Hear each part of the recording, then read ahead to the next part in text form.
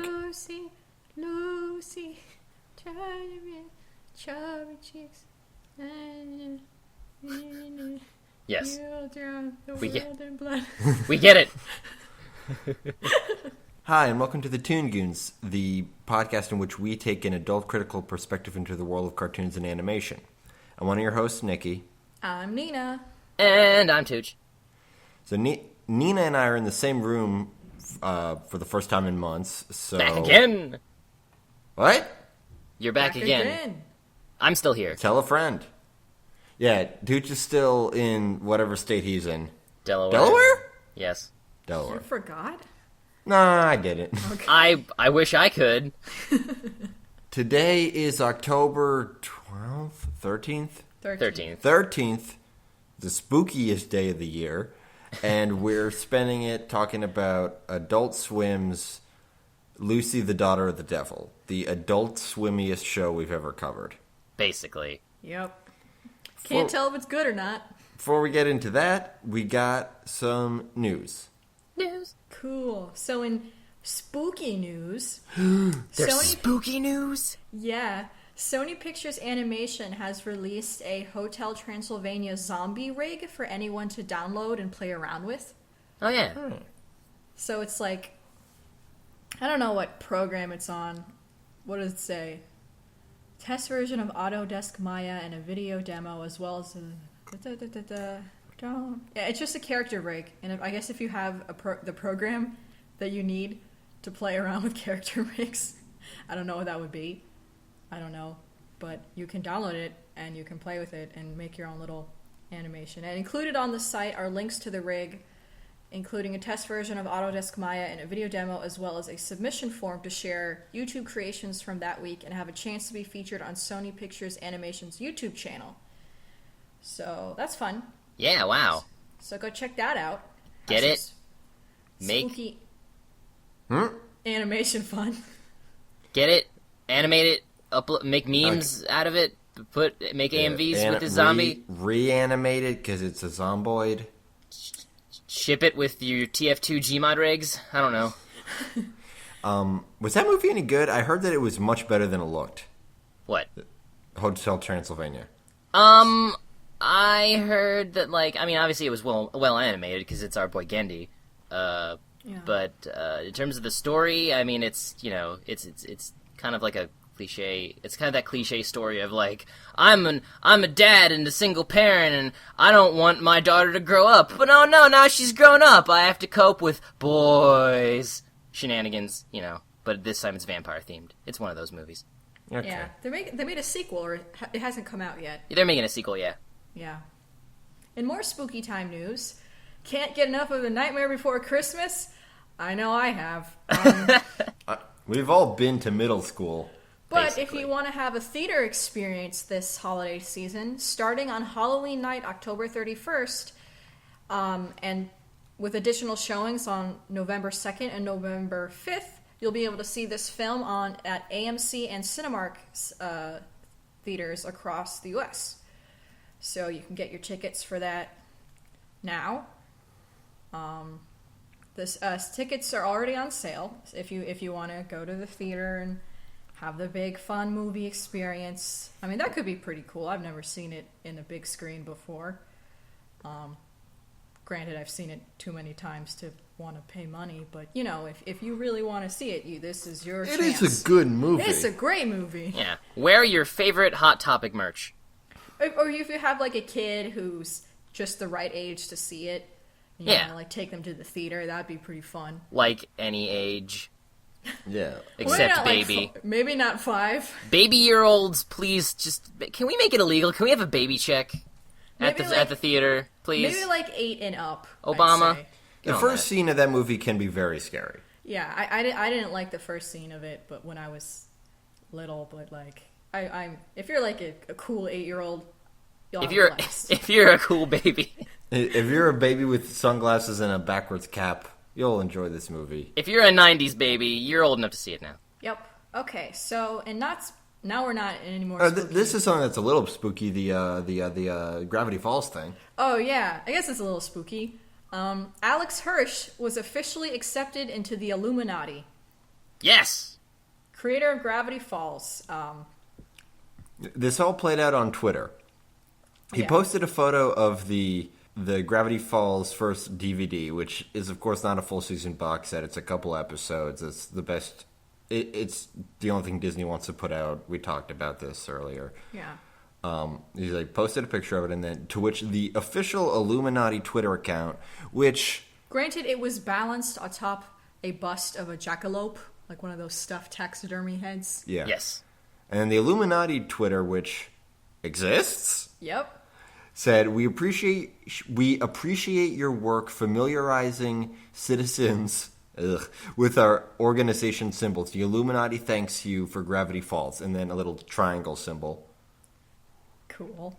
To which Alex Hirsch responded, the Illuminati, he quoted them saying, the Illuminati thanks you for Gravity Falls. Words are cheap. I want a seat at the table and some nice skull chalices, yo. And the Illuminati responded, we will gladly accept you into the Illuminati. Many overlook them, but be assured that we see the messages hidden in Gravity Falls.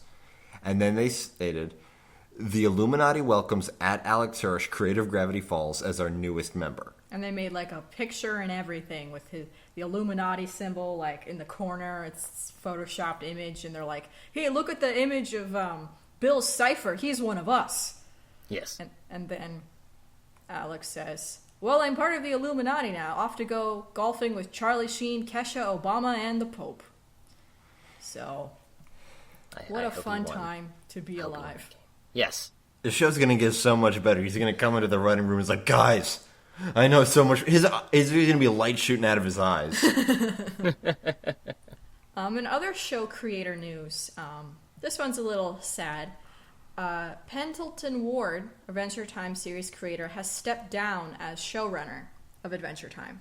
Yeah, he actually stepped down like a while ago, but he didn't really... He wanted to keep things on the cash, on the down low, because that's just the kind of dude he is. Which just makes it even more understandable why he would quit, because like the show has become bigger than basically anything else for kids on TV right now, and he kind of couldn't handle it.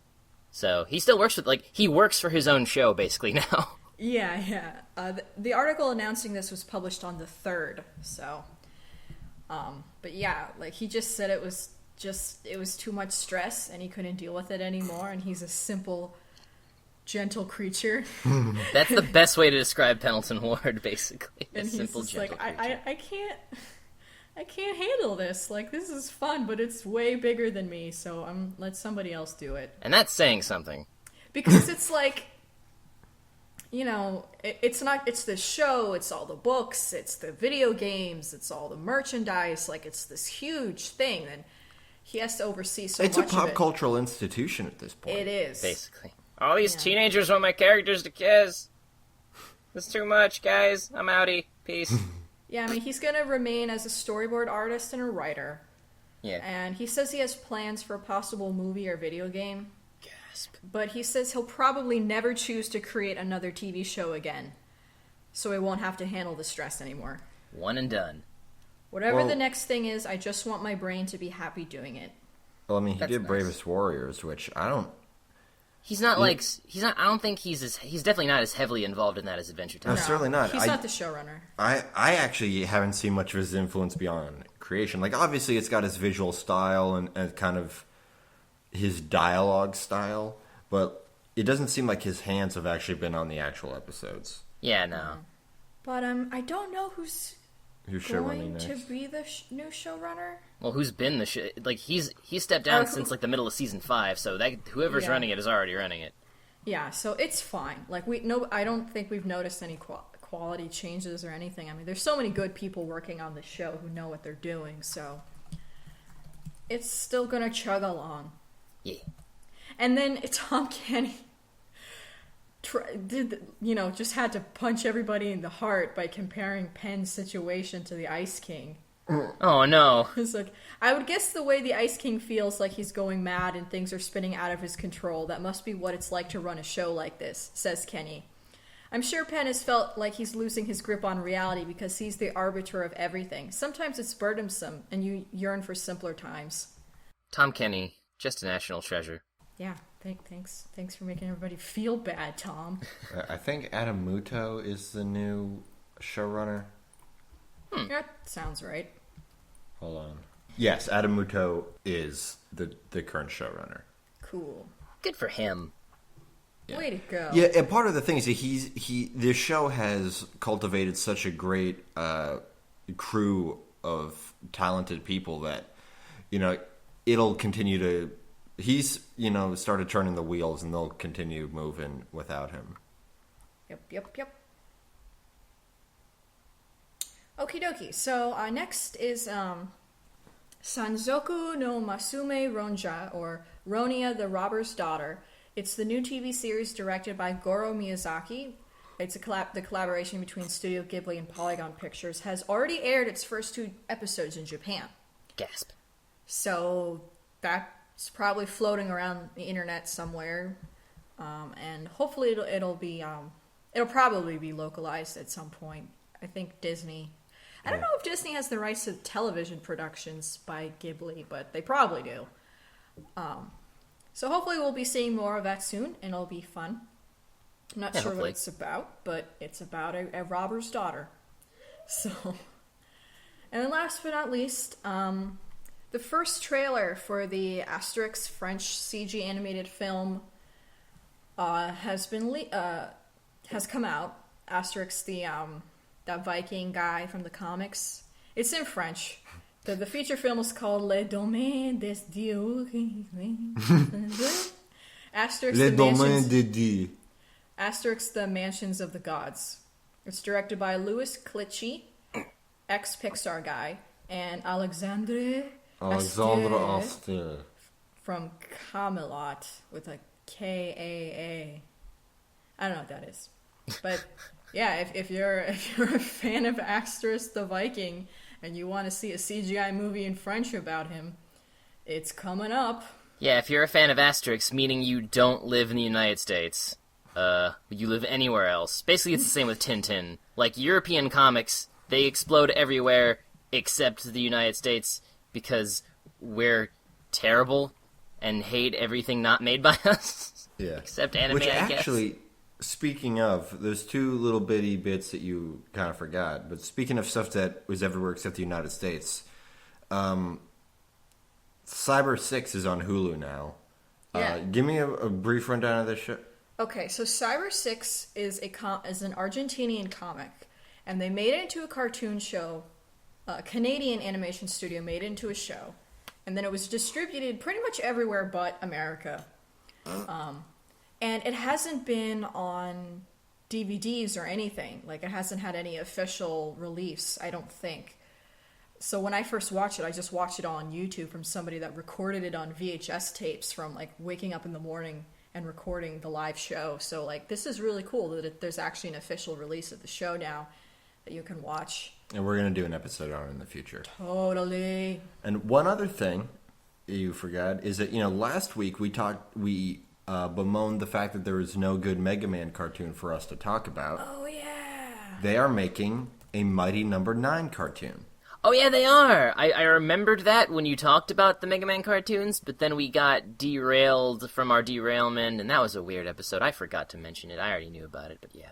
That's going to be awesome, probably. Mighty Number 9, for those who don't know, is it's basically an official Mega Man knockoff. It's made by the same guy what created Mega Man, Keiji Inafune, who has long since left Capcom and has been, rightfully so, very dissatisfied with the way that Capcom has done fucking nothing with Mega Man in years, save, of course, for putting him in Smash Brothers. But, like, that's still not their game. They've, canceled, I think, at least 3 Mega Man games that people were interested in. And so this new game, it's basically Mega Man. It's starring this new guy named Beck. He's Mega Man. There's a character named Call, whose role is probably evil scientists and other evil robots. There's actually a whole plot summary here if you want to know what it's about. It's Mega Man. In the year 2099, humans have become dependent on robots for not just manual labor, but also entertainment. The most powerful robots in the world fight in front of humans is a popular league called the Battle Coliseum. Beck is a small combat robot made to fight in the Battle Coliseum as part of the Mighty Numbers, the strongest robots in the world. But since Beck is the only robot on the world with a human heart, he's also the only robot that gets scared in combat. The good news is that he's also possesses the ability to turn into any other robot, Mega Man. The bad news is that since his emotions are wired to his abilities, he often finds himself malfunctioning in battle. One day, a notorious engineer named Dr. Blackwell releases a virus that infects every robot in the world, everyone except Beck. Dr. Blackwell remotely controls the infected Mighty Numbers to lead a rebellion to destroy mankind. Beck suddenly becomes the only robot available to stop the Mighty Numbers. So, is that human heart metaphorical, or does he have a human being's heart in him? I think it's a metaphor. No, okay, this is crazy. As Beck tries to save the world, he will be joined by Call, his overly serious robot sidekick, Dr. White, the young but socially inept creator of the Mighty Numbers, and Dr. Sanda, the lazy but wise team leader. With each of their help, Beck will learn how to deal with his emotions before they become the hero they need him to be. Dr. White. Yep. You see, what's fantastic about this, and what I love about Keiji Inafune's attitude towards this, is that he's not even trying to hide that this is Mega Man. He's like, these fucks won't make another Mega Man game. I illegally can't make another Mega Man game. So I'm just going to make a Pega Man game, and it's going to be great. But isn't there another Mega Man official knockoff that Capcom actually made? I think they licensed it. It was a fan game. Yeah. It was Mega Man versus Street Fighter. No, not that one. It was had another name. I don't know what it was called. I don't know. Okay. Well, yeah. The official teaser is they have their own YouTube channel. You can watch the teaser in English and Japanese. The show they revealed the show on July 5th of this year. The target audience is kids 6 to 11. It's going to be 26 episodes of 22 minutes, and it's going to be CGI. So, I don't know when that's happening, but... Definitely going to do an episode about it. Definitely. Yeah, are you kidding me? It's exciting. I hope this is... Now, I mean, we still have to wait for the Proto Man analog to show up before this... Yeah, I was about to say... Show, oh, no, he's already... What? Okay, never mind. Mighty Number 7, I think. Like, on the site, on the Mighty Number 9 site, you can see all of the progress they've made on the game. Oh yeah, that dude's pro. Yeah, Mighty Number 7 is Proto Man. Well, he's got the yellow and scarf. Zero. Yeah. Yeah, he's mostly Proto Man, a little bit of Zero because he's got swords. Yeah, apparently. And the scarf looks kind of like Zero's ponytail. Yeah. But he's like gonna be Beck's like mentor. But like technically all these are his siblings. They look pretty cool and fun. But yeah, that's gonna be a fun cartoon to look forward to fill the gaping hole in my heart that is a Mega Man cartoon.